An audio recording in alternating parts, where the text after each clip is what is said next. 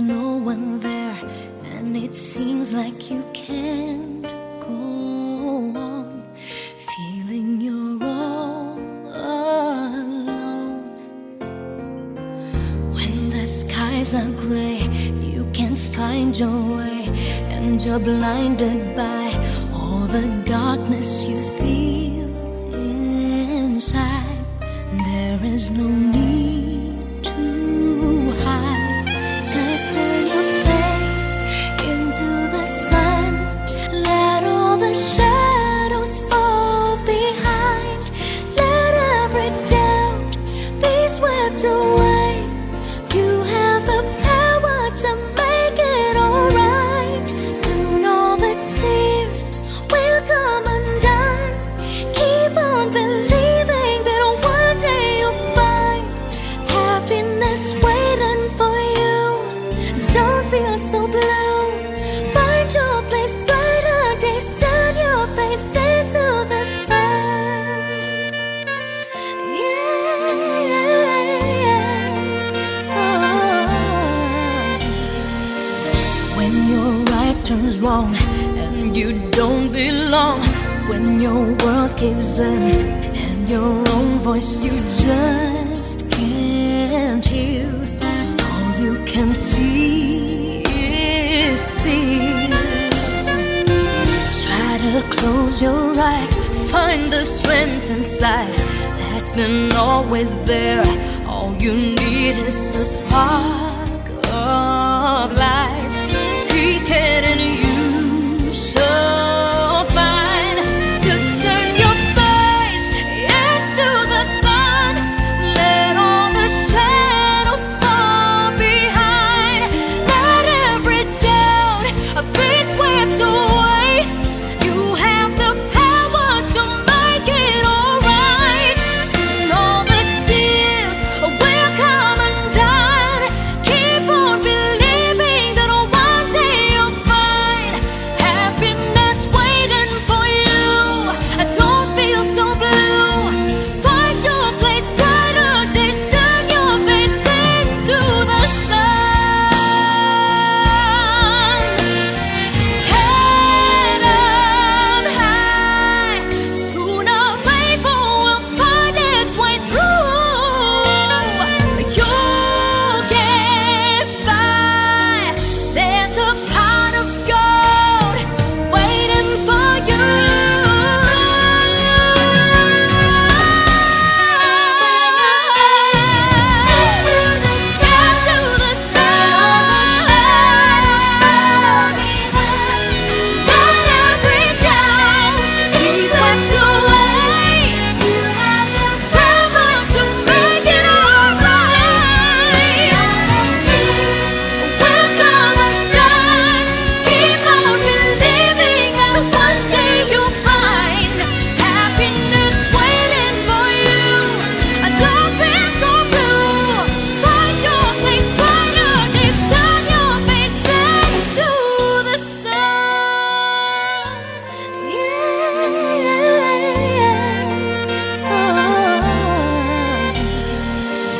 When your right turns wrong and you don't belong, when your world gives in and your own voice you just can't hear, all you can see is fear.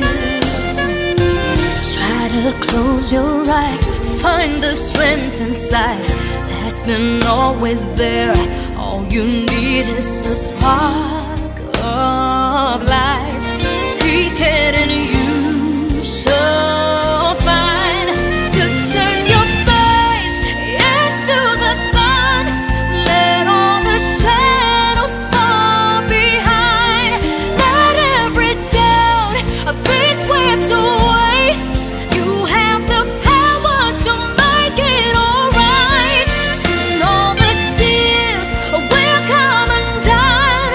Keep on believing that one day you'll find happiness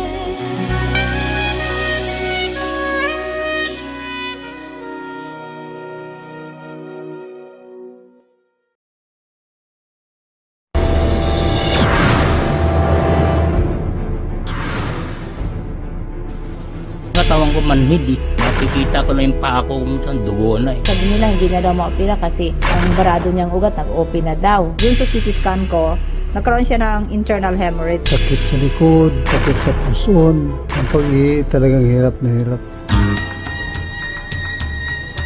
Mula sa iba't ibang dako ng bansa, ng iba't ibang uri ng karamdaman, ng iba't ibang antas sa lipunan. Narito ang mga pahayag at patutoo ng mga nagkasakit at muntik nang nawalan ng pag-asa. Hanggang sa dumating sa kanilang buhay ang Quantumin Plus, malakas na antioxidant, alkalinizer, detoxifier, energizer at heavy metal chelator. Narito ang mga iba't ibang kaso ng karamdaman at pagtalakay ni Doktora Delia Maceda Patawaran. Si Doktora Delia Maceda Patawaran ay espesyalista sa obstetrics at gynecology, OB-GYN, ultrasonology, nutritional and environmental medicine, chelation and clinical metal toxicology. Founding member, Philippine Academy of Medical Specialists, Alternative and Integrative Medicine Specialists. Member, Australasian College of Nutritional and Environmental Medicine, American College for Advancement in Medicine, PCAM, Philippine College for the Advancement in Medicine, Philippine College for Integrative Medicine and Homotoxicology, Association for Research and Enlightenment, USA. President, Q Dynamics Trading Corporation, ang formulator ng Quantumin Plus. Dr. Delia Maceda Patawaran, Volunteer Doctor, Salamat Doc Medical Mission, ABS-CBN. 5 days lang ako nag-take ng Quantumin Plus. Actually, 5 drops lang a day. In a glass of water yung tinitake. Pero, may na-notice na akong kaibahan. Noon kasi hindi ako regular na dumudumi. Every 3 days once lang ako. Minsan pa nga, more than pa like that. So, to avoid that one, minsan umiinom lang ako ng pero once lang, pag hindi na ako mag-take, wala na. So, through this, yung auntie ko kasi galing sa Palawan, bumisita dito sa Paranaque. And then she introduced me this one. Siya nga, just try lang. Kung ano ba to? Then, actually, I'm afraid. Sige, 5 drops lang, like that. But following morning, nang matake ko yun, dumumi na ako. And ako, why like this? Sabi ko. Then, I try another day. Aba, naging regular na tuloy after 5 consecutive days. Naramdaman ko rin yung nagkaroon ako ng menstruation. Before, ang menstruation ko somewhat blackish yung blood ko. Nang matake ko yung Quantumin Plus, naging red siya, naging purely red. Parang iba iba talaga. When I pee also, yung pag-ihi ko, nung nag-take na ako ng Quantumin Plus, parang nawala yung odor. Naging odorless yung pag-ihi ko. Okay po, yung mga ganong kaso po na nangangamoy po yung ihi, katulad ng sinabi ko kanina, ang pag-ihi po ay isang means po ng katawan natin para mag-detoxify. So marami po yung chemicals na nakakain na sisinghot na gagamit natin na inilalabas po sa ihi. So namamanghin po yan o nag-aamoy chemicals pag mas marami po yung chemicals sa katawan kaysa din po doon sa tubig na iniinom natin. So doon pa rin po pag maraming chemicals na dumadaan po doon sa pantog, doon po rin tayo nagkakaroon ng mga problema at nagiging mas prone po tayo sa mga infection sa ihi o yung tinatawag natin na UTI. So ang Quantumin Plus po, tutulong po yan para ilabas po lahat ng dumi na nasa dugo, na dumadaan doon sa kidney para po mailabas po lahat yung chemicals na yun. Kaya nawawala po eventually din yung pamamanghi. Una-una, yung mga katawan ko manhid eh. Walang masabit mabangga man siya, hindi ko maramdaman. No? Kaya makikita ko lang yung paa ko kung saan dugo na eh. Hindi ko alam kung saan nabangga. Kaya nakaramdam, baka mapatay na yata ang katawan ko eh. Parang akakong ko ito, kahit na hiwain ko yata katawan ko, hindi maramdaman eh. May sugat ako na hindi gumagaling. Oo, malaki yung dati ito. Saka yun ngayon, may kuwan na po. May pagbabago na po yan. Oo, may pagbabago. Dati malalim po yun eh. Yung ating pasyente na si Mr. Dimas ay isang karpintero for so many years, no? So, pag karpintero ka, exposed ka sa paints, exposed ka sa mga thinner, exposed ka sa mga chemicals ng kahoy, exposed ka sa mga semento. So, napakadami po ng mga chemicals na na-expose ang isang karpintero o isang construction worker. So, ano po ang nangyari doon? Siyempre, pag nagtatrabaho sila, nagpapawis. So, anong nangyari? Nag-open yung pores nila. Pag nag-open yung pores nila, yung chemicals na naka-expose sila, pumapasok na kaagad yun sa skin. So, meron niya maiiwan dyan, lalo na kung hindi maganda yung detoxification process ng katawan mo, kasi overloaded na ng chemicals.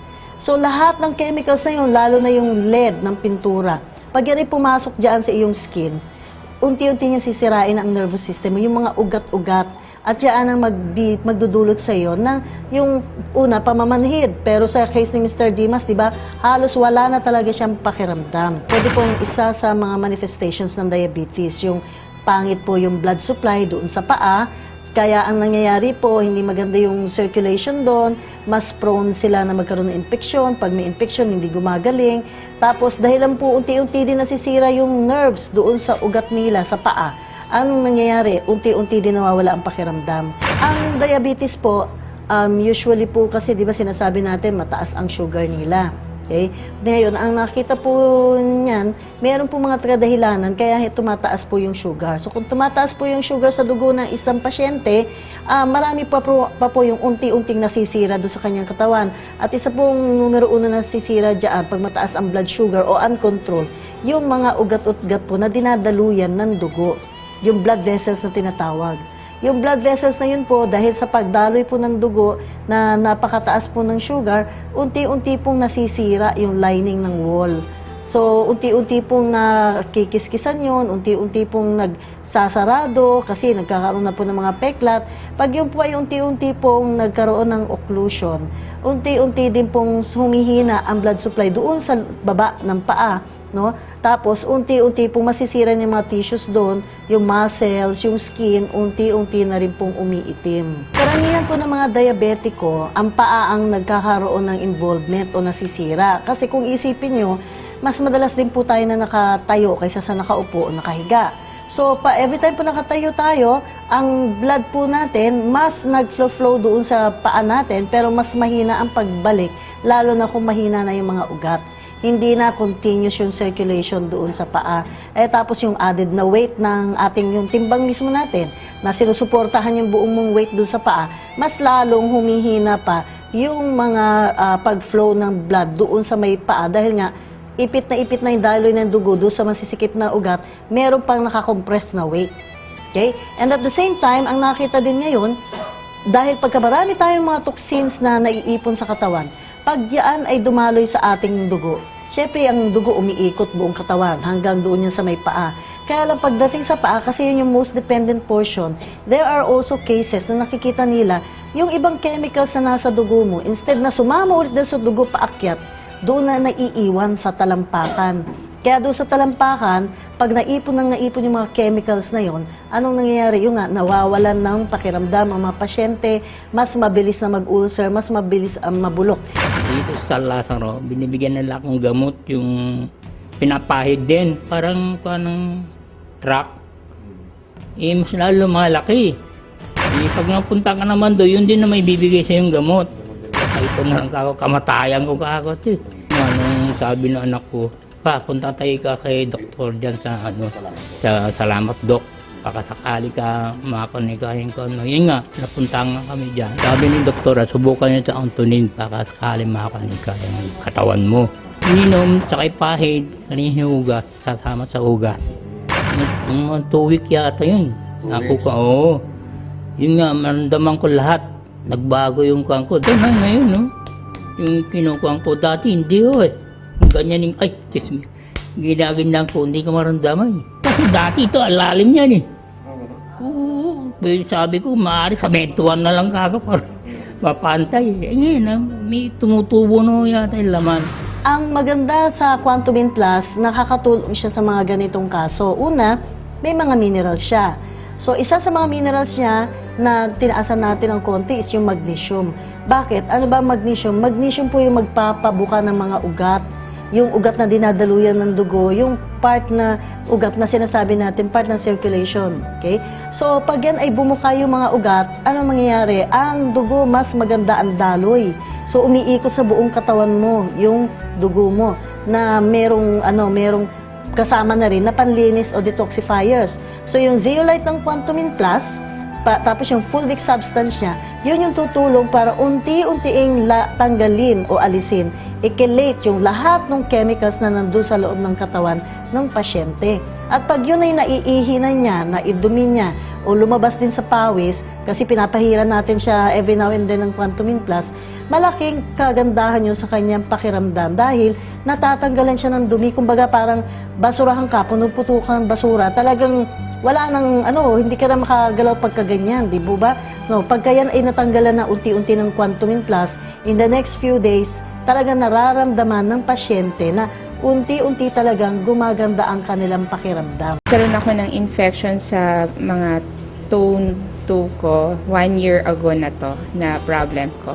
Nagpa-derma ako pero hindi siya gumagaling talaga. For 1 year na nagpapaderma ako. Malaki-laki na rin yung nagastos ko pero wala siyang improvement. Yung kaso po ni Nadia naman, nagpa-pedicure siya, nagkaroon ng infection, tapos meron din po siya nagamit na mineral supplement po na medyo masyado pong mataas ang pH. So, nung ipinatak po niya yon, nakita po niya na lalo pong lumalayo yung infection at gumapang yung pagkabulok ng kanyang paa. Tapos po, marami na rin po siyang trinay, pati mga antibiotics, hindi po natatanggal yung kanyang mga sugat do sa paa na meron pang nagtutubig, may nagnanana at lumala po ng